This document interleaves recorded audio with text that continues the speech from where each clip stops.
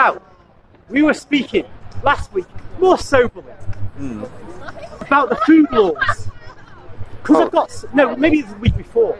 I've got some light, I can read the Bible now. In the dark, I couldn't do it last time. Oh yeah, that's right, it's about the brackets, wasn't it? Yeah, that was part of it, wasn't it? Yeah. Now, we'll go to, well, there was Matthew 15:1, Mark 7:19. Yeah. Right, so I'll go to Mark 7. Alright. That may be, yeah, let's just find the verse again.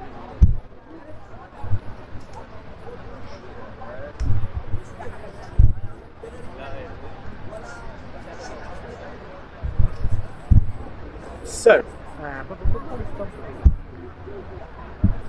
okay, I'll read the very verse that's relevant itself, and we can go back for context, so we know where we are. So, 18, and he said to them, then are you also without understanding? Do you not see that whatever goes into a man from outside cannot defile him? This enters not his heart, but his stomach, and so passes on. Brackets. Thus he declared all foods clean. Close brackets. Yeah. And he said, what comes out of a man is what defiles him. For from within, out of the heart of man, comes evil thoughts, fornication, theft, murder, adultery, coveting, wickedness, deceit, licentiousness, envy, slander, pride, foolishness. All these evil things come from within, and they defile a man. So, without those brackets, and thus he declared all foods clean, it remains the case that prior to that, immediately prior, he says, do you not see that whatever goes into a man from outside cannot defile him? So that means if I eat any kind of animal on earth, I will not be defiled. Right, but you've destroyed the context. Okay, so that's where we can go back, yeah? Yeah. So I read forward. Yeah. Because remember the subject at the top is because we start from verse 1. It says, then came... Shall I read it? Yeah. I've got the microphone. Yeah. I carry better, you know? Yeah. Now, and you've got a big microphone there, so you can catch my voice. Yeah. Now, when the Pharisees gathered together to get to him, with some of the scribes who had come from Jerusalem, they saw that some of his disciples ate with hands defiled, that is, unwashed. For the Pharisees and all the Jews do not eat unless they wash, and until they wash their hands, observing the tradition of the elders. And when they come from the marketplace, they do not eat unless they purify themselves. And there are many other traditions which they observe, washing cups and pots and vessels and bronze. I know that section was in brackets, by the way, for Matt. That section is the bit that goes up to bronze. Yeah. Where the brackets are closed. It begins at the beginning of verse 3, before the Pharisees starts with brackets. Brackets of the Pharisees. Oh yeah, because it's... And I think this is saying in brackets, because I went to my New King James. Yeah. Not on this verse, but on the one about declaring all foods clean. In my New King James, the Greek has it. Before he declared all foods clean. Okay. So they're using the majority text, aren't they? Oh right, okay. And so the majority text has that in there. And I think it's bracketed in the English to say that the sacred writer, St. Mark in this case, is giving us information about the Jews. Oh, you're talking about 3 and 4, you mean? Well, in 7:19, right. It's bracketed. That's in the majority text in my New King James version. Right. Interlinear. And so I haven't read this one because I didn't go back to the beginning of 7. Just didn't do it. So I don't know whether that's also because it's in brackets here. Oh, so all right. I just could check whether it's in the majority text in Greek in the NKJV as well. All right. So you're saying that the bit in brackets where it says all foods clean. Yes. They've actually got Greek for that. Yes. Okay, because when I looked it up online, when I look in, so you know when you go, because I looked in 2 different Greek New Testaments, and neither of them had the bracket section in there. So when you get Greek, there's no bracket in the Greek. I suppose there's no brackets because the Greeks didn't use that kind of punctuation. No, but I mean that actual, because if you compare the Greek words, because like I've got got the Greek words underneath, if it's interlinear, you know, how they'll put the English as close to the Greek words as possible, and they may have separately a normal translation, where the English flows in the normal grammatical way. But this showed that the Greek was corresponded to an English, which meant declaring all foods clean. Right. So you're saying that's majority text? The New King James Version, I remember going to the front of it to check what Greek they're using. Yeah. And unless I've really misremembered now since last weekend, it's the majority text. So, you know. All right. No, but these guys aren't going to use some just kind of funny kind of document of the Greek. You know, they're going to be using something that's really solid. Yeah, because it's just like whenever.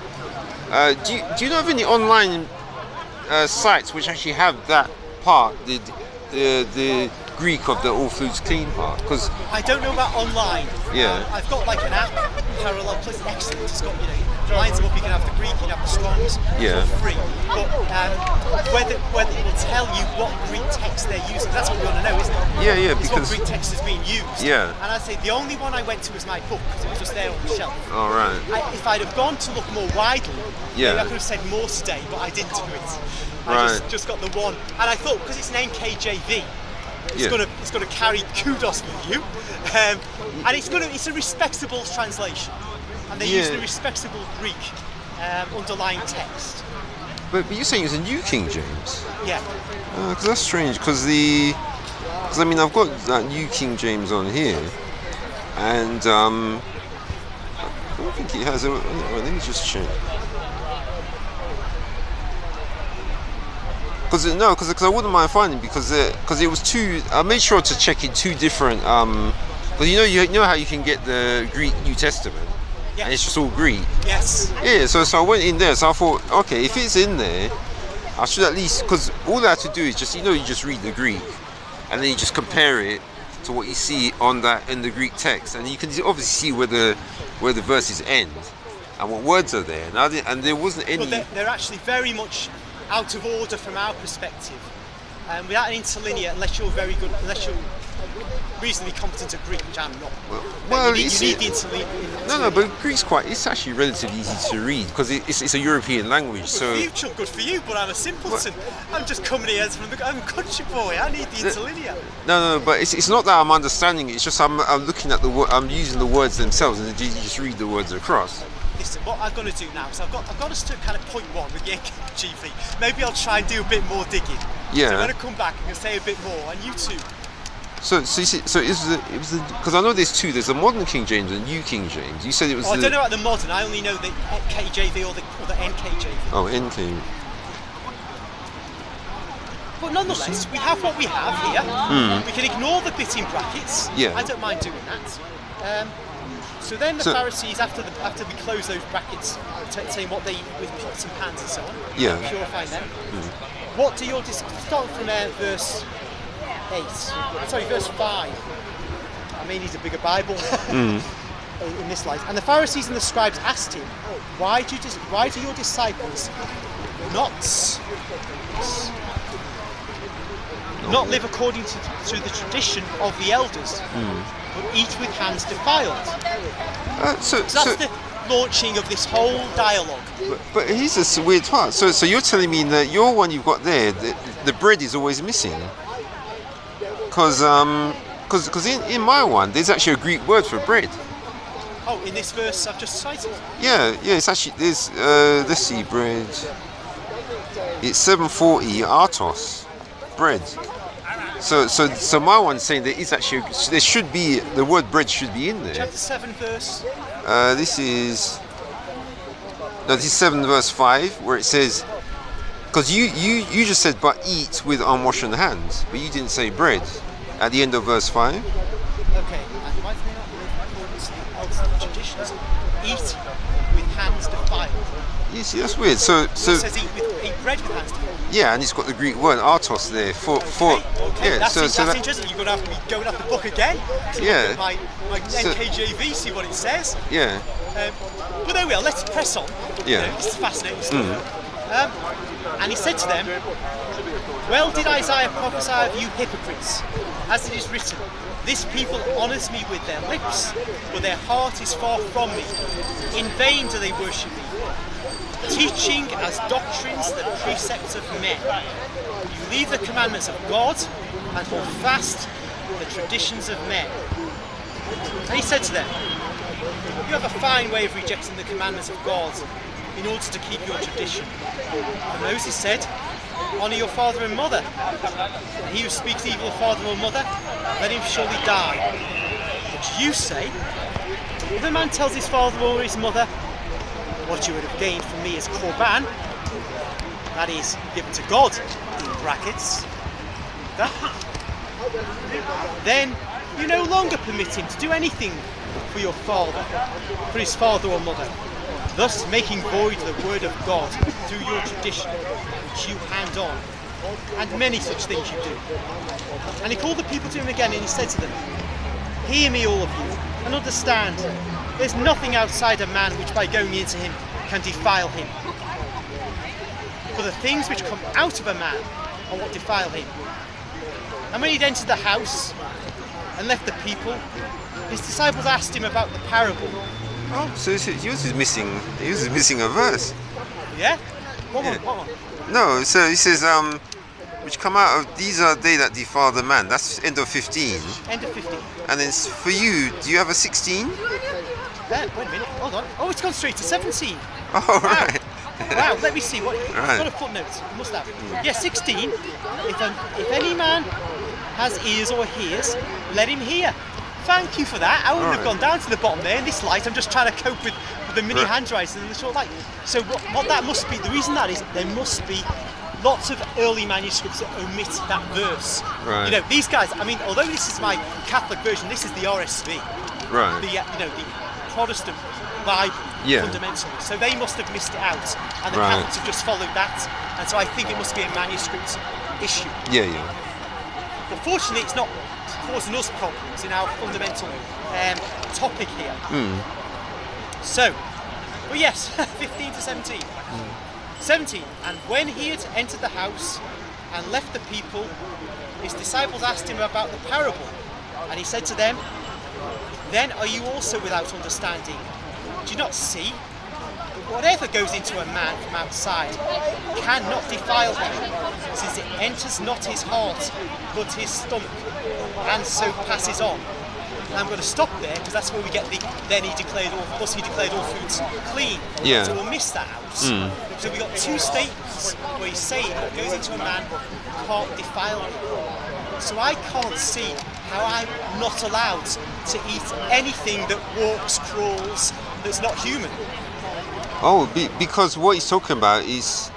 But see, this is why it's weird, the way that the one you've read there, they missed out the bread twice. Yeah. Because if you miss the bread out, it's almost like whoever handled that manuscript, it's like they somehow... it sounds a bit like distortion. I'm going to have to see, because I think the RSV is based on the KJV, isn't it? Ultimately, it goes back to the King James. Yeah. But you get the King. I may have got this wrong, because biblical, but it's King James version. Then you get the authorised version in the late 19th century. Yeah.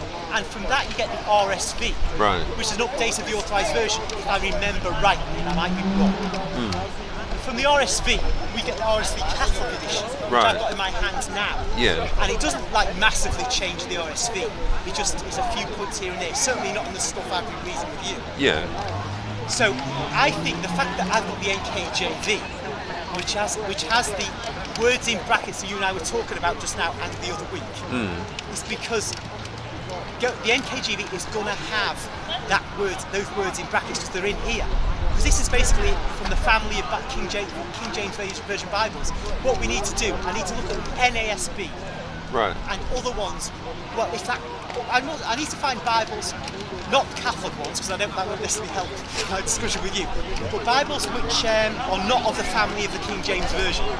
Right. Which don't come from that in some way. Because if we can find a Bible which doesn't have the thus he declared all foods clean passage, then we can look at why that is. Now, does the Bible you use not have that passage saying thus he declared all foods clean? Was it always there in brackets?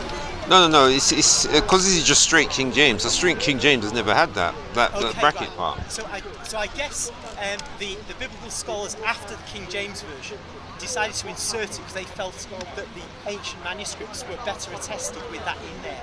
I can only assume because these are Protestant guys, they're not Catholics. I'm assuming their scholarly approach is not dishonest.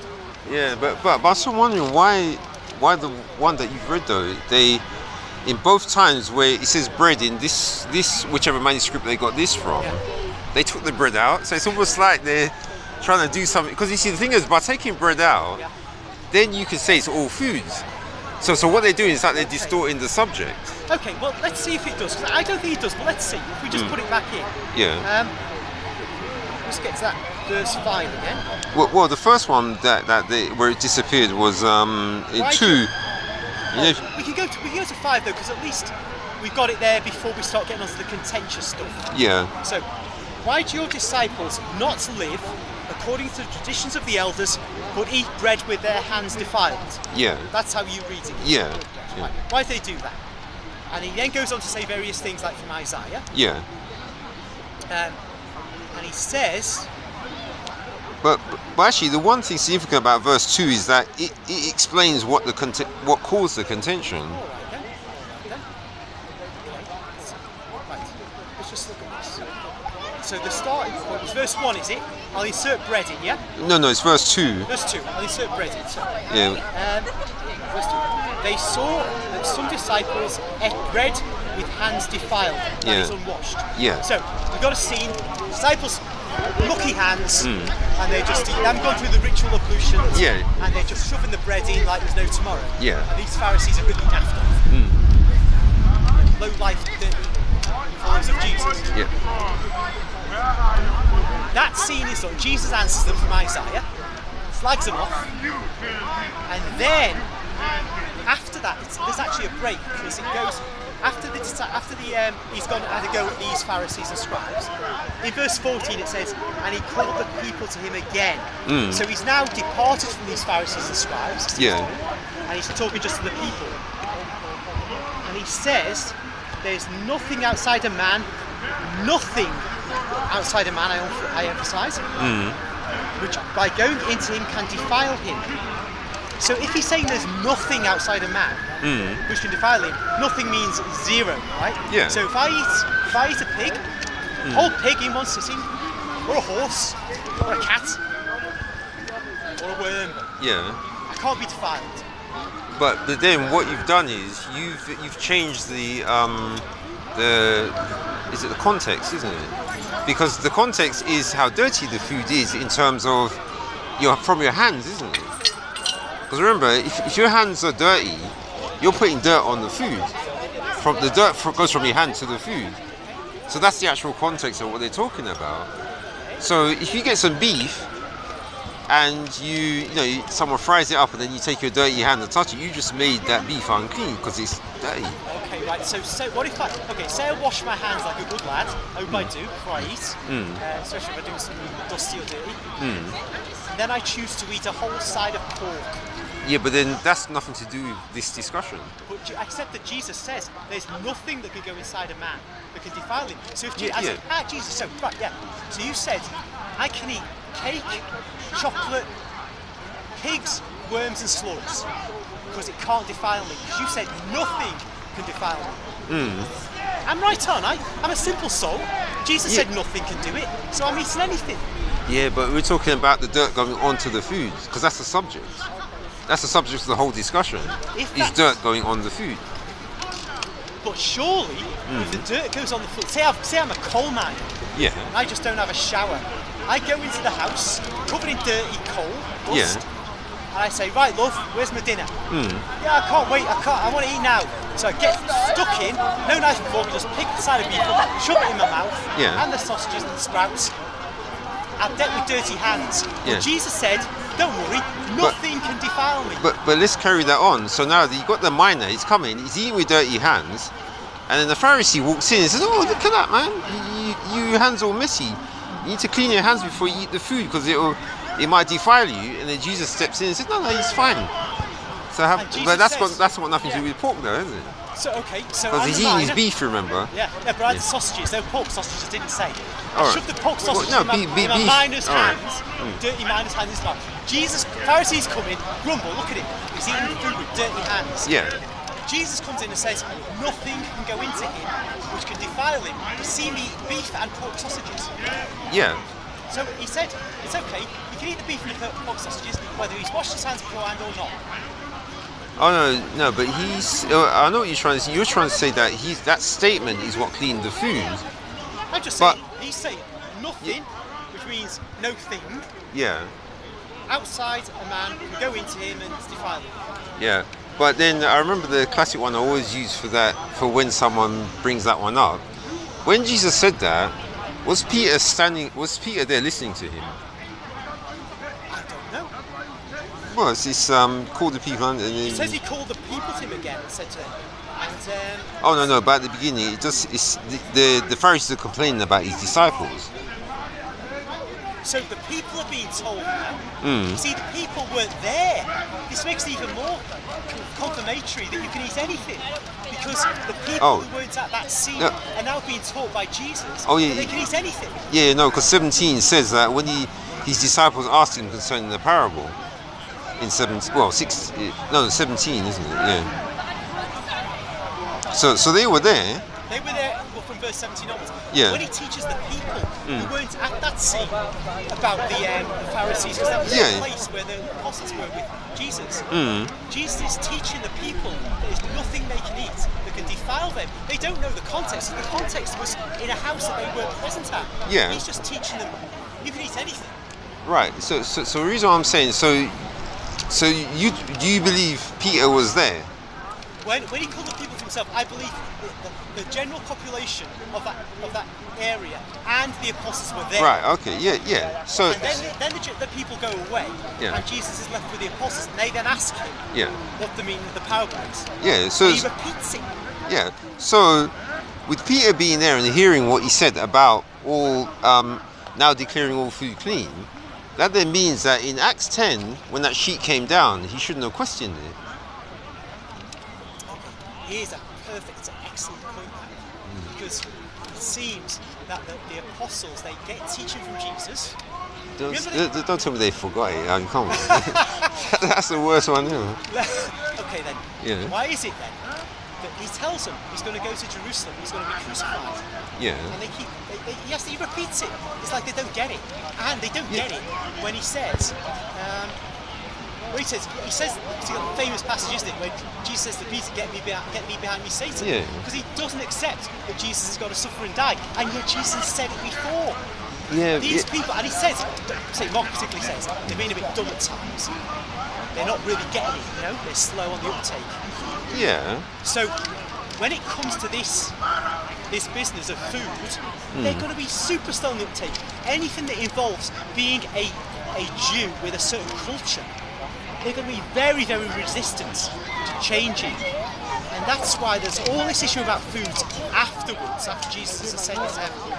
All this issue about what you do with Gentile converts, whether they can eat what they like, whether they must avoid certain foods, whether they must be circumcised or not. As you know, it's all over the Old New Testament, isn't it? Do you circumcise them or not?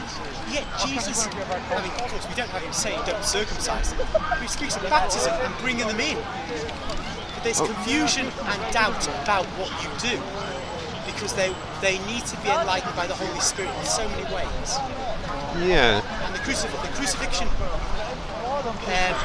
not being something they were willing to understand, that's what I think it is. It didn't go within their mental framework. And like any of us that doesn't fit into our mental framework, we have great difficulty comprehending it. So like Jesus hitting the nail again and again to knock it into the wood to their heads. Yeah, but the thing about it is that whenever you hear Jesus, well, when you're reading this Mark 17, and verse 17 of Mark. Sorry, Mark 7. Yeah, what I'm talking about. So because he's really explaining. He's saying Well, even if you read verse 8, he says, laying aside the commandment of God, ye hold the tradition of men. So he's showing that what they're talking about is related to the tradition of men. So for him to declare all foods clean, now Peter could jump up and say, but look, now you're laying aside the commandment of God as well. Because Jesus, when he came, he couldn't put aside any of the commandments which God gave. Steady on. Jesus changes the law of divorce. Remember that? He didn't change it. 19:9. Moses gave you the right to divorce your wife because your hearts were hard. Yeah, that's Moses. That's Moses' law. Yeah, but that's the law. That's the law. That's the law. No. I say God's law. That's what I'm talking about. Yeah. So Moses' law is God's law, right? No, not to divorce. You have the right to divorce under the law of the ancient Israel. Yeah, but Jesus says no. Anything that came from Moses came from God, right? Moses came. Well, if the law, if Moses says here's the law, that means that came to Moses from God. If Moses makes a suggestion that's not regarded as part of the law, that could be Moses' own suggestion. But when it's said to be the law and it's from Moses, that's coming from God. The law? Does it say that? Because that's the one in Matthew, isn't it?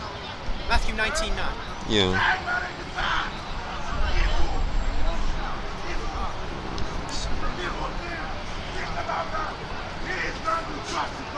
I'm sure probably simply it's the case to me. Go from 19:7 when Moses says Moses commanded them to give their wives a written divorce. Listen to him. Why? Divorce is allowed. I mean, you can see in Leviticus, divorce is allowed. You know, it's probably not the only place. Or is it Numbers? Either way, there's no controversy. Divorce is in the law of Moses, the law of God, therefore, in the Old Testament. But Jesus said, nope, except that controversial line about adultery or unchastity. So, porneia, I think, the underlying Greek word. Right, but thus we have a change to the law which Jesus makes. Because he's God, of course he can. Well, but it says why did Moses? They said to him, why did Moses then command to give a right and you must support her? He said, Moses, because of the hardness of your heart. But it's just it says Moses, because you know when the children of Israel were in the wilderness, usually whenever they did something out of the hardness of their heart, then they would die, wouldn't they? So when the fact he's saying suffered you to put away your wives, or from the beginning it was not so. But it doesn't say anything about a change in the law of God, though. Well, if the law of God, as we know from the Torah, is that a man can divorce his wife, and it's there in the Torah, men can divorce their wives. We know that. But Jesus is now saying, you can't do this, except for that one exception. Oh, well... And that was not the sole exception in ancient Israel. Yeah. So, Jesus has changed the Torah. Yeah, but then the fact he said it wasn't so from the beginning, so that shows that God didn't agree with it. Because at the beginning, of course, God would have disagreed with a lot of things, because this was before the fall. Yeah. And when Adam was given one wife, Eve, and if he divorced her, he'd be on his own because he's not going to get another. But in all seriousness, before the fall there will be no law. And that's what Jesus is referring to. Adam would not be divorcing his wife. That was the intention of God. She'd be his wife forever. Yeah. For his time on earth. And no, it's supposed to be forever. Well, I mean, there'll be we needn't get into this, but I think there'll be a time when Adam and Eve would fall asleep and would go to be in a closer relationship with God in heaven. But let's not for now open another can of worms. Right. Let's stay on this one, which is the one about the law. Yeah. The law saying that you can divorce, and Jesus cutting that opportunity down, right down.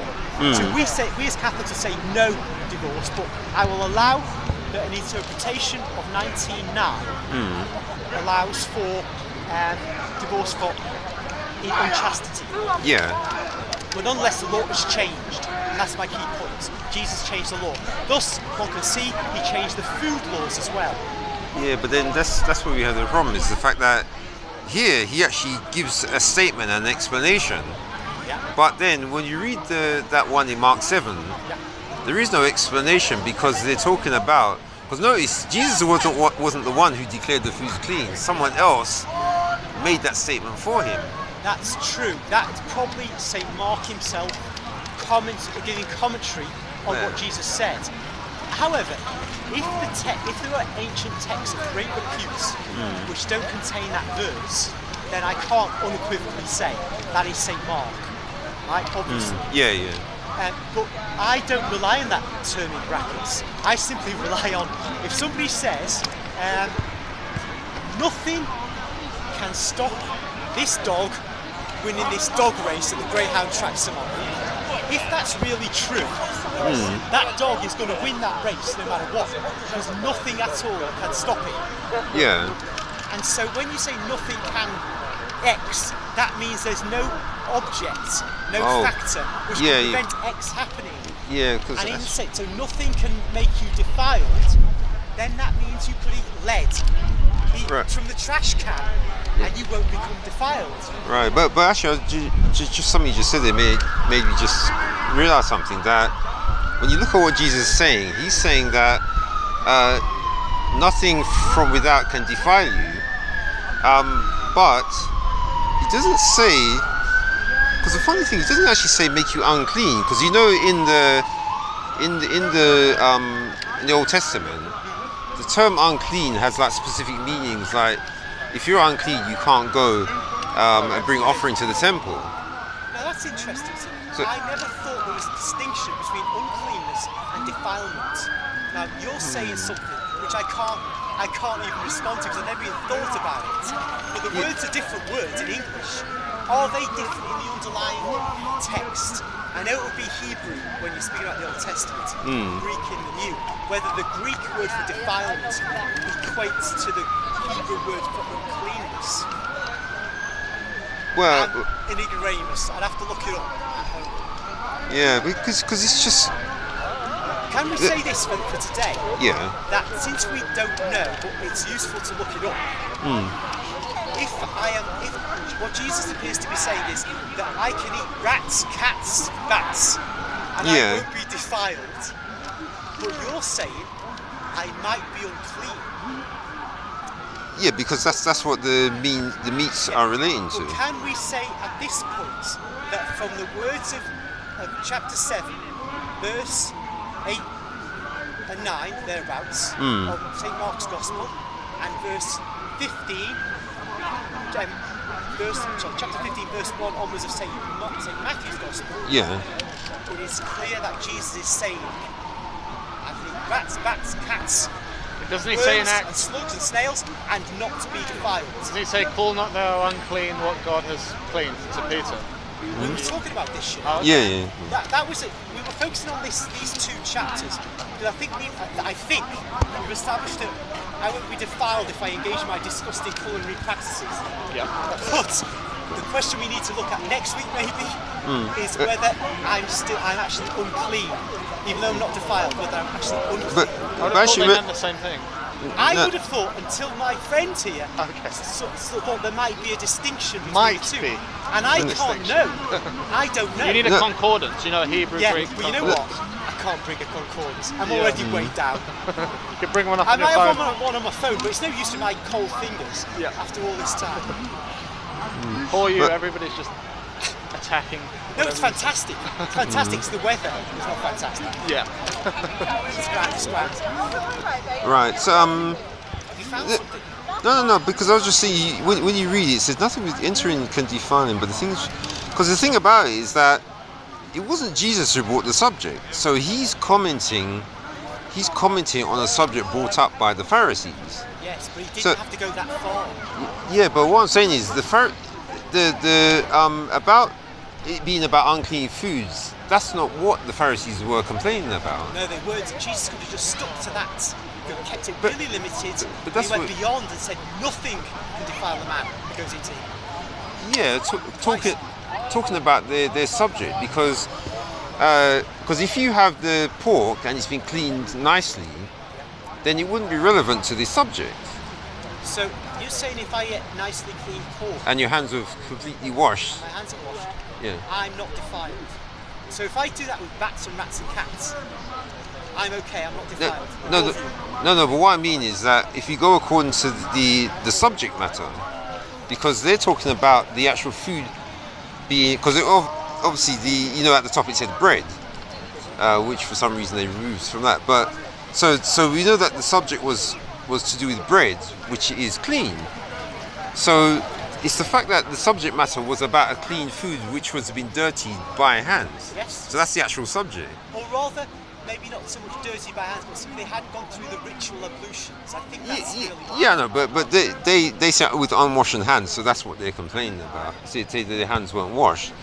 So since that was the subject that they were talking about, in order to say it was to do with unclean meat, then you'd have to change the subject then. Because Jesus chose to do that, it seems. He didn't narrow the issue down. He went out to the people, having been talking to the scribes and Pharisees, he then goes to the people and then tells them nothing can make you unclean that goes inside you. And these people didn't even know this context, which began the debate. It looks like Jesus took the opportunity of the Pharisees and scribes' reference to the law and the ritual ablutions to make a statement about every animal being clean to eat. He's an opportunistic preacher in this context, Jesus. He's taken an event about a narrow matter and he's universalized it. But here's the interesting part though. So if people took this and it said about how you cannot defile him. So if you didn't cook the pork right and ended up with tapeworms, would you say that you'd be defiled? No, you'd be sick, but you wouldn't be defiled, because defilement is a ritual reality. Same as uncleanness. Yeah, that's it. You could be as clean as a toothbrush that's just been brought from Asda. And yet ritually unclean. Yeah, that's it. Because the Pharisees went to Jesus and they said, "Why do your disciples eat with unwashed hands?" Yes. And then that's when Jesus said, "It's not that which comes from without that defiles a man." That's exactly which comes from within. And I think that the defilement point is important, because the question is, from the Pharisees' point of view, you've not followed the ritual ablutions, so you're nasty in God's sight. Yeah. Actually, He doesn't like you. Yeah. But really, you don't just say, you eat a pig, you eat a horse. You're not nasty in God's sight. Yeah. God's the same attitude God has to you. Yeah. But what God gets naffed off with you about is what comes out of your mouth. Yes. As he says in the same passages, it's what a man says that comes out of his heart. Yeah. That's what determines God's attitude to you. Yeah, and I think that thing about washing the hands, I don't think that's actually in the Torah. I think that was just a tradition they developed later. That's what Jesus said, didn't he? Yeah, maybe so. Yeah. It's not like it's beyond my pay grade, because I don't know that whether it's in there or not. But it wouldn't be directly on the point anyway. Yeah. But it may well be. Because Jesus said in another verse, he said, "You Pharisees do make clean the outside of the cup and platter, but within you're full of ravening and wickedness." No doubt that the ritual ablutions to which the Pharisees and the scribes were referring were far more elaborate than would be in the Torah, because that's the way that the thing developed, and that's part of the complaint Jesus had. You put burdens upon people, and this is part of the problem. I was looking at you cited yourself, St. Peter, with the vision of the animals. I know of it. I know it's in Acts, but I can't find the thing. That's Acts 10 at the beginning. This is what I need. A man, a born-again Christian who knows where his Bible is. Yeah. Otherwise, I can't put the seat. I've not read a single page of the catechism. Oh right. But I think it's quite beautifully written, actually. I need to look at it sometime. But is that one of the ones that's required or not? Do you remember we were talking about that? No, I mean, you'd be very unwise not to, because it's a compendium of teaching set out in neat subject headings, and it's very, very logical to follow. Right. If you don't use a catechism, you kind of could get the information. You'll become a Protestant. Well, you might get to know the information, but it'll be much more efficient by going to a catechism. Because, any book that's well set out like that, so well set out, is the way to go. Where is this? Yeah, I found chapter 10. Oh, okay. Um, Is it in there? No, this should be right at the beginning. Where he says he went up on the roof. Isn't it? It talks about Cornelius at the beginning of chapter 10. Actually, I can find it for you. Brilliant. Here we are, yeah. Chapter 10, verse 9. Next day, as they were on their journey and coming near the city, Peter went out on the housetop to pray about the 6th hour.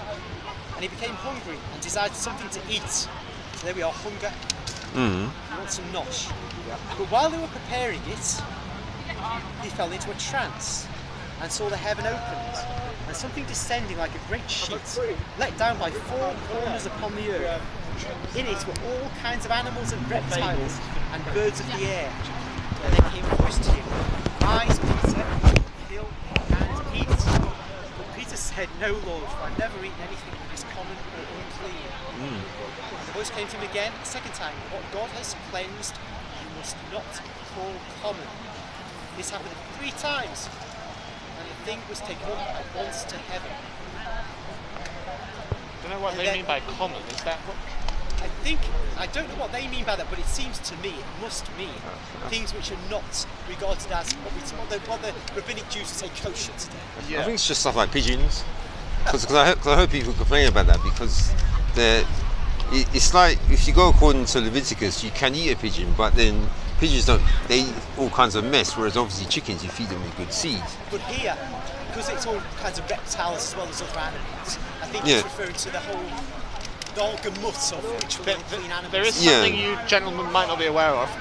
Maybe you do, maybe you are, maybe you're not. Generally, as humans, we eat herbivores. So chickens can eat like insects, I think, but generally we eat herbivores. Pigs are sort of omnivores. They'll eat, animals like rodents as well as grain or whatever. I think they'll go after a mouse and scoff it. Well, yeah, but as far as I'm aware. I'll take it pretty generally. I think it's a fair point. Yeah. What I see in this passage of chapter 10, which you kindly read to me too, that Peter's hungry, he's waiting for the food to be prepared, he falls into a trance, all this stuff comes down, and God says expressly, kill and eat, and Peter says no, and God says, hey up son, I said it, I mean it, kill and eat. God's a Geordie then. So I think again, Newcastle might have a debate with you about that. But you see, if you take that, one might come back to, you might not have been here, where we say, look, Jesus already said in the ministry, to the apostles, including Peter, you can eat anything, and yet Peter's still sticking to this idea in the Acts that there's dodgy food. Yeah. So I was saying to my friend here, this shows that the apostles were men of their time, of their culture, and although Jesus would say something, he'd have to hammer a nail into the wood of their head. Yeah. Well, remember they were Jews, and that comes back to the whole question about circumcision. When Paul and Peter were discussing should the Gentile converts be circumcised, and then they had the Council of Jerusalem, they decided, okay, we're just going to forbid fornication, eating blood or anything that's strangled, and what was the other thing? Something else. So basically, eating unclean animals was something that the Jewish apostles like Peter had a bit of a problem with, and so that verse actually is just before he preaches to Cornelius, I think, who's a Gentile. Yes. So what we have in terms of foods then, we have reticence by the apostles for cultural reasons. Even though Jesus declares all food clean, doesn't mean Peter is going to go and get a lizard. Yeah. He might feel no guilty conscience if when he's really hungry and there's nothing else he eats a lizard. Yeah. But he'll go out of his way to eat the normal food, just as I would not start eating the insects that Southeast Asian people appear to eat. But even though I could eat insects, they're not unclean to me. Culturally, you're not acquainted I'm a fish and chips man. Yeah. And that's how I'll die. Yeah. But I was just going to say, but I suppose if you look at it that way, then if Paul agreed with what Jesus said about the foods being unclean, then I think it's Romans 3. I think you'd have to. I think Paul, you'd have to take out Romans 3. I think it is. Let's see if I can find. Let's take it out then. If Martin Luther could say things like that, does he like? Yeah. Say things like. take something out of the Bible you don't want. Oh, okay, You said yourself, remember, write a story epistle. Yes. James's letter. He rejected Revelation as well. Yes, he didn't like that either. He'd have made it a lot easier to carry Bibles around, pocket Bibles. Yes, it would be. The Martin Luther, what would be, digest. I would have to curse him, I must say, because it's enough to do with having an agreed New Testament with non-Catholics. If we were arguing over what belonged in the New Testament, I think I'd go find Luther's grave and dig him up. So this is a classic one from Romans 3, Romans 3 and 23. All have sinned and fall short of the glory of God. They are justified by His grace as a gift through the redemption which is in Christ Jesus. Well, that's 24. Oh, no. It's if you keep going down, it's quite long. Okay, but is there something that's on the point? Well, if you go to 27, then it says, "Where is?" Then what becomes of our boasting is excluded. On what principle? On the principle of works? No, but on the principle of faith.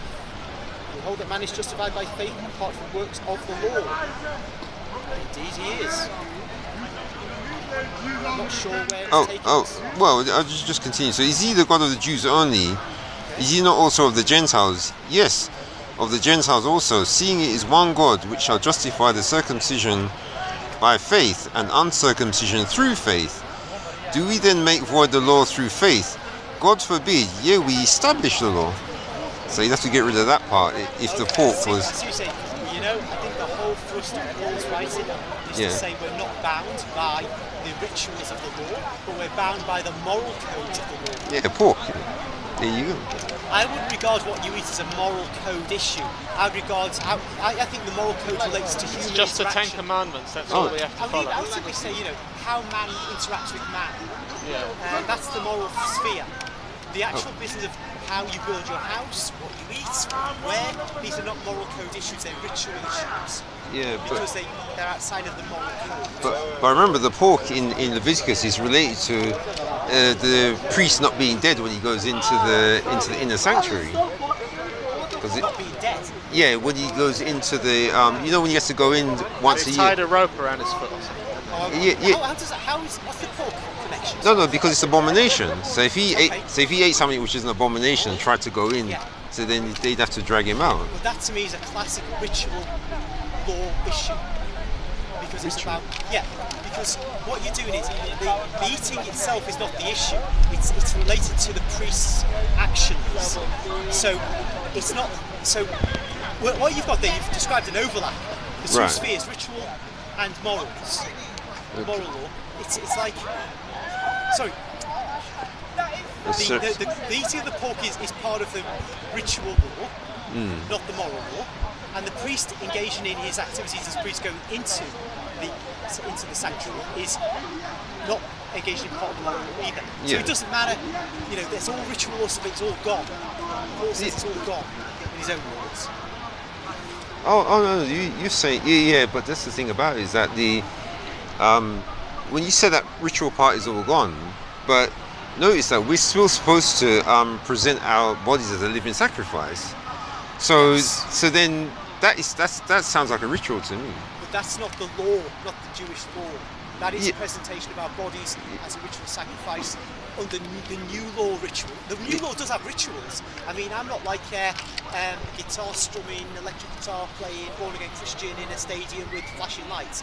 There are real rituals that arise very, very immediately the new covenant comes in. For example, Jesus establishes the Holy Communion. However one thinks about Holy Communion, our Catholic position that it's the actual body, blood, soul and divinity of Christ, or a symbol or something in between, as Luther would say. Irrespective of how we regard this, Jesus says, do this in remembrance of me. There's a ritual established. So there are rituals, yes, but new law rituals. Right. So you so those rituals, do you still think that a person being clean or unclean is relevant? Not at all. Oh, but then how comes there is one? Where does he say it? I'm trying to remember where he says it now. Paul. Yeah, because there's one. Yeah, because he says no uncleanness. I'm trying to remember where that is now. Because you know, there's one where Paul actually says talks about the works of the flesh and versus the fruits of the spirit. Yeah, I think that's Galatians 5.